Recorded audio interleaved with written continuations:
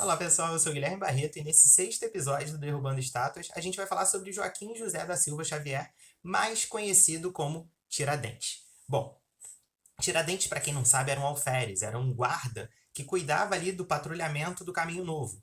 Bom, para quem não é do Rio, não é de Minas, ou simplesmente não está acostumado com esses nomes, o Caminho Novo foi um caminho novo que foi construído justamente para ajudar no escoamento do ouro que saía de Minas Gerais e vinha aqui para o Rio de Janeiro. Bom, o Rio de Janeiro, em grande parte ali do período da exploração do ouro, serviu como porto para Minas Gerais. Minas não tem saída para o mar, o porto do Rio de Janeiro era utilizado como esse porto para escoar o ouro que saía de Minas e ia para a Europa. Bom, a família dele, quando ele era criança e tal, até tinha algumas posses, era uma família com terras, escravos, mas que com a morte dos pais dele, a mãe dele quando ele ainda era criança e o pai dele quando ele tinha por volta de uns 11, 12 anos, acabou acumulando muitas dívidas e perdendo esses bens. Então ele vê na carreira militar essa possibilidade de manter ali um certo status social, uma certa possibilidade de ascensão social dentro dessa sociedade mineradora.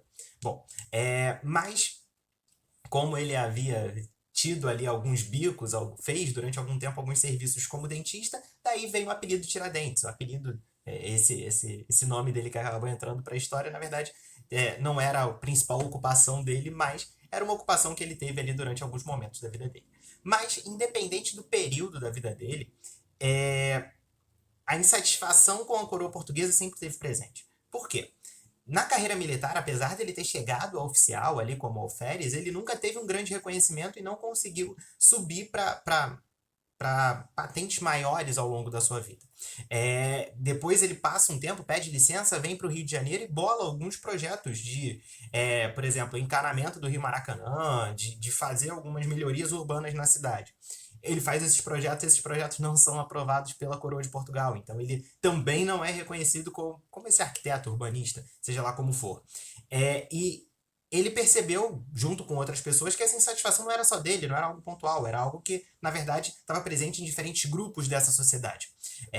Então, ele, junto com outras pessoas, com escritores, com membros da elite, proprietários de terra, começam ali a pensar na independência de Minas Gerais. E, bom, a participação dele na Inconfidência Mineira foi o fato que tornou Joaquim José da Silva Xavier famoso na história do Brasil. Bom, e justamente ele foi um dos membros da Inconfidência Mineira, sem dúvida o membro mais famoso da Inconfidência Mineira. Bom, o contexto da Inconfidência Mineira é um contexto muito claro. A atividade mineradora já vinha em franca decadência. Para quem não sabe, a Inconfidência Mineira aconteceu em 1789, ou seja, já no finalzinho do século XVIII. E, bom, o século XVIII foi um século de total exploração e extração do ouro de Minas Gerais. Depois de 100 anos praticamente explorando o ouro daquela região, naturalmente a atividade mineradora estava em franca decadência. Essa decadência não foi acompanhada, por exemplo, de uma redução de impostos por parte da Coroa de Portugal. Ou seja, se extraía cada vez menos ouro, mas ao mesmo tempo se mantinham os altos impostos em cima da extração aurífera. E bom, essa elite mineradora via cada vez mais o seu poder limitado, já que, por exemplo, alguns governadores, alguns membros ali de uma elite burocrática que vinham sendo indicados pela Coroa de Portugal não eram daquela região, não eram mineiros. Então, isso tudo foi gerando uma certa insatisfação. Além disso, pela queda da atividade mineradora associada aos altos impostos, a gente também vê um grande endividamento dessa elite. Apesar de ser uma elite proprietária de escravos, proprietária de terras em muitos casos, era uma elite que não vinha conseguindo pagar os impostos. E a Coroa de Portugal tinha uma prática bastante dura, que era a derrama, que era a cobrança dos impostos atrasados, que funcionava basicamente da seguinte forma: se você devia impostos à coroa, a coroa podia te prender, confiscar bens em ouro, em prata, vender esses bens para que as suas dívidas de impostos fossem solucionadas, o que naturalmente era algo brutal, ainda mais se tratando de uma elite. Então, acaba se estruturando ali em Minas uma grande insatisfação e em torno dessa grande insatisfação um movimento pela independência de Minas Gerais. Sempre gosto de deixar isso claro. A Inconfidência Mineira nunca foi um movimento pela independência do Brasil. É a independência de Minas e, no máximo, forçando uma barra de Minas e do Rio de Janeiro. Só que o movimento nunca chegou a acontecer. Por quê? A derrama era o grande catalisador do movimento. A possibilidade de uma repressão violenta, de uma cobrança violenta dos impostos atrasados, gerou uma insatisfação muito grande. Só que o próprio governador de Minas já tinha cancelado a derrama, mas, mesmo assim, sabendo ali que haviam movimentos contrários à coroa de Portugal, acontece uma delação. Há um estímulo muito grande a esses dedos duros, por assim dizer. E, bom, a gente tem a delação da Inconfidência Mineira por 3 dos seus membros, mas sem dúvida o membro mais famoso, Joaquim Silvério dos Reis. Bom, Joaquim Silvério dos Reis entrega Tiradentes. Tiradentes estava até, inclusive, no Rio de Janeiro. Ele é preso aqui no Rio de Janeiro, fica preso aqui. Ele é preso em 1789 e ele é executado em 1792. Então ele fica uns 3 anos preso na antiga Casa de Câmara e Cadeia, onde hoje em dia é o Palácio Tiradentes, justamente em homenagem a ele, no centro do Rio de Janeiro. Bom, mas, Guilherme, se ele é um cara que participou de um movimento contra a coroa de Portugal, se ele tem esse posicionamento anti, sei lá, lusitano, por que derrubar essa estátua do Tiradentes? Bom, na prática, o Tiradentes nem é uma figura problemática. O problema é a imagem que foi criada dele. Obviamente que, bom, quando ele foi executado, quem estava no trono de Portugal era Dona Maria I, também conhecida como Dona Maria a Louca.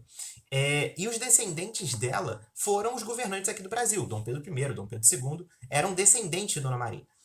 Só, naturalmente, a figura do Tiradentes vai ser muito esquecida no período imperial pelo que ele representava, por ser ali alguém que se colocou contra a Dona Maria I, que mandou executar ele.